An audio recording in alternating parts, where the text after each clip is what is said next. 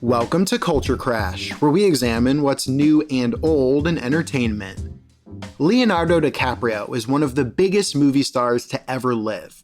He proved his dramatic chops immediately with his tender performance in 1993's What's Eating Gilbert Grape, before becoming one of the most charming romantic leads of the 90s with Romeo and Juliet, and of course, Titanic. He's teamed up with many of the greatest living directors for all-timer roles like Billy Costigan in Martin Scorsese's The Departed, and Frank Abagnale Jr. in Steven Spielberg's Catch Me If You Can. He held the center in Christopher Nolan's Inception, turned villain in Quentin Tarantino's Django Unchained, and gave a performance for the ages in Scorsese's The Wolf of Wall Street.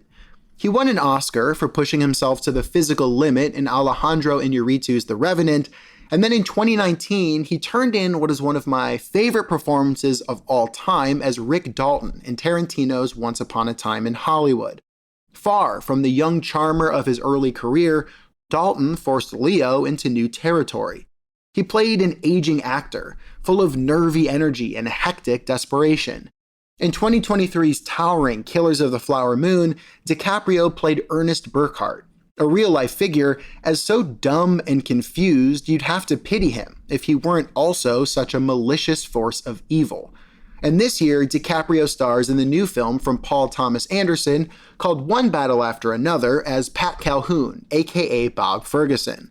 Calhoun is a revolutionary who turns into Ferguson when all that youthful exuberance leads to tragedy and he's forced into hiding.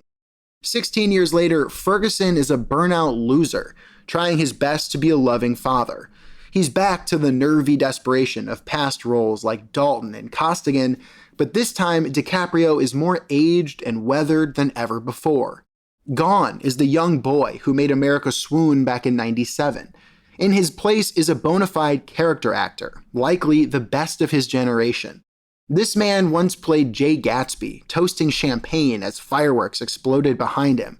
And now he's Bob Ferguson, a paranoid isolationist stuck in his pajamas as he scrambles to remember secret codes and pounds his chest in defeated frustration.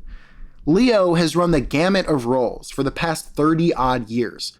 His personal life has become the stuff of tabloid fodder and social media snark, but every time he shows up on screen, you can't help but be captivated. Always exploring, always relating, and often helping create masterpieces with master directors. I'm Evan Rook.